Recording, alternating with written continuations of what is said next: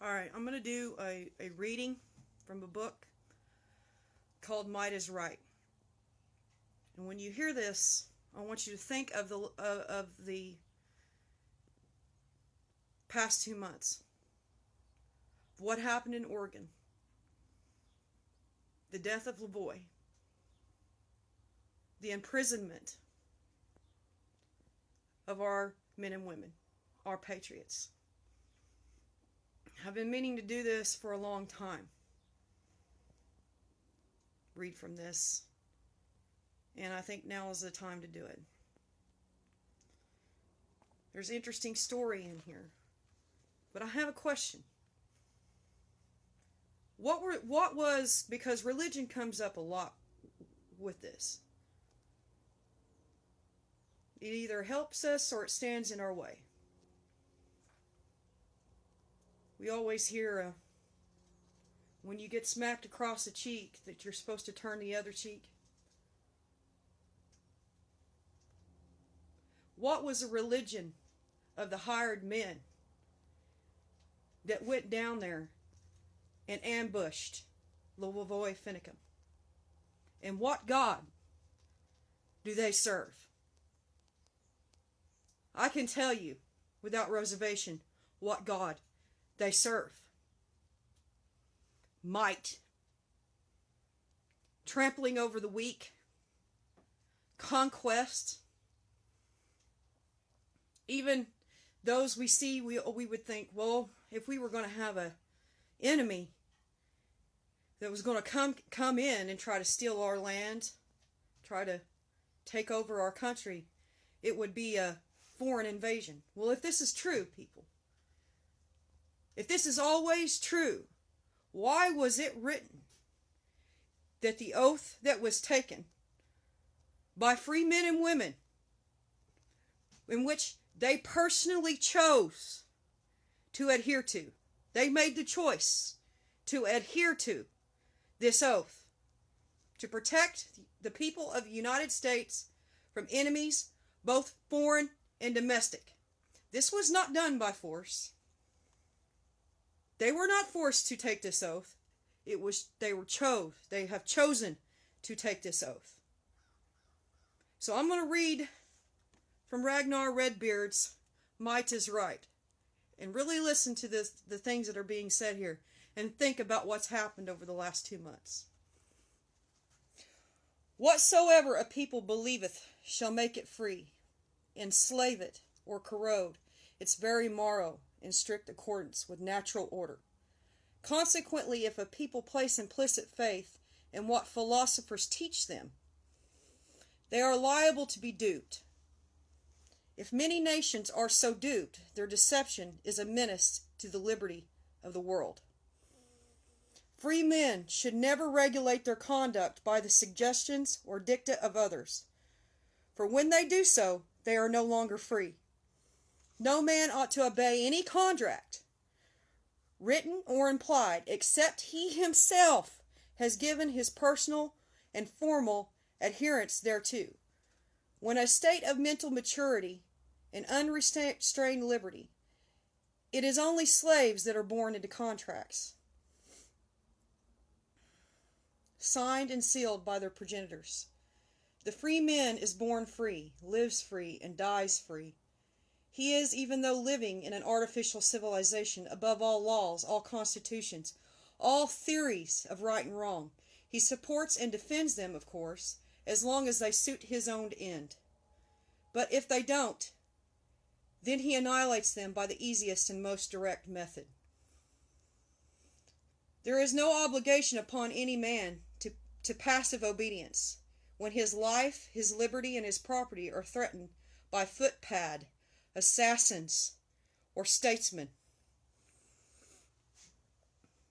Here's an example. One of Columbus's lieutenants in the West Indies captured a Carib chief by means of subtle stratagem.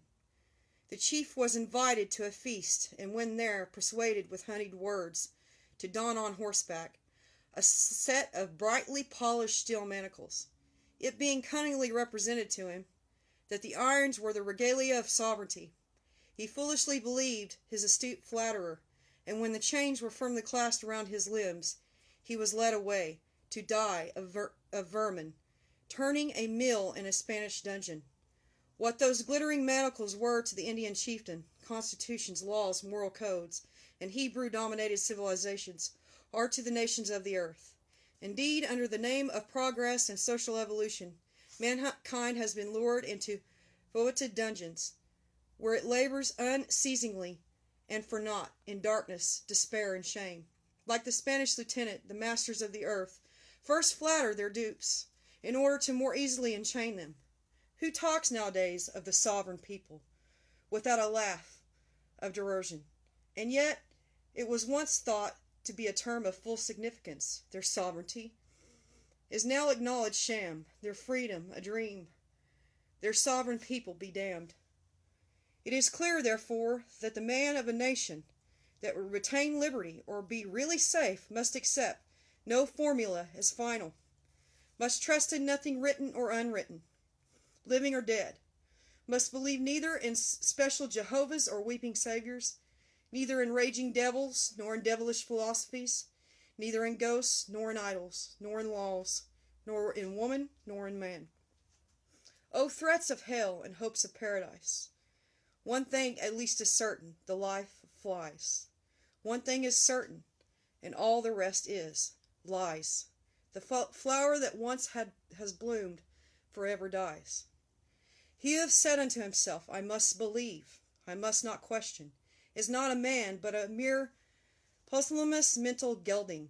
He who believes, because it has been handed down, is a menial in his heart, and he who believes, because it has been written, is a fool in his folly. Sageous spirits doubt all things, and hold fast only to that which is dishonorably true. The rules of life are not to be found in Korans, Bibles, decalogues, and constitutions, but rather the rules of decadence and death. The law of laws is not written in Hebrew consonants or upon tables of brass and stone, but in every man's own heart. He who obeys any standard of right and wrong, but the one set up by his own conscience, betrays himself into the hands of his enemies, who are ever lying in wait to bind him to their millstones. And generally a man's most dangerous enemies are his neighbors. Masterful men laughed with contempt at spiritual thunders, and have no occasion to dread the decisions of any human tribunal. They are above and beyond all that.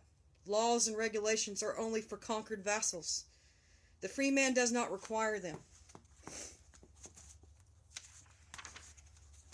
He may manufacture and post up decalogue regulations to bind and control dependents with, but he does not himself bow down before those inventions of his own hands, except as a lure. Statute books and golden rules are made to fetter slaves and fools. Very useful are they for controlling the herds of sentenced convicts who fill the factories and cultivate the fields. All moral principles, therefore, are the servitors, not the masters of the strong.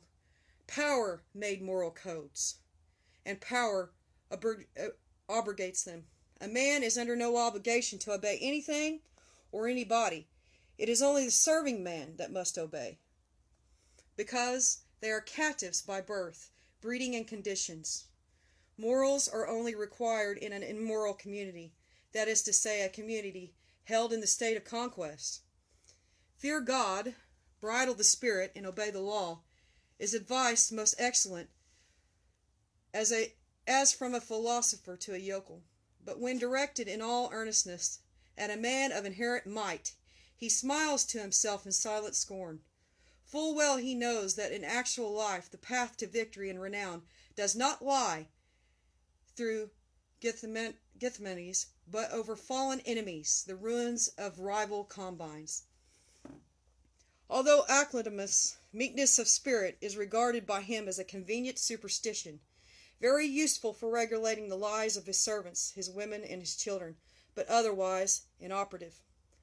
I rest my hopes on nothing, proclaimed Goethe, and masterful minds in all ages that have ever done otherwise. This unspoken thought gives to all truly great men their manifest superiority over the brainless, vociferating herd. The common people have always had to be fooled with some written or wooden or golden idol, some constitution, declaration, or gospel. Consequently, the majority of them have ever been mental thralls, living and dying in an atmosphere of strong illusion. They are being fooled and hypnotized even to this hour, and a large portion of them must remain so, until time is no more. Indeed, the masses of mankind are but the sediment from which all the more valuable elements have been long ago distilled. They are totally incapable of real freedom, and if it were granted to them, they would straightway vote themselves a master. 1,000 masters within 24 hours. Mastership is right, mastership is natural, mastership is eternal, but only for those who cannot overthrow it and trample it beneath their hooves. It is not a fact that in actual life the ballot box votes for 10 million subjective personalities are as thistledown in the balance, and weighed against the far-seeing thought and material prowess of, say, 10 strong silent men. It is also said in this book, the natural law is tooth and claw. Anything else is a lie.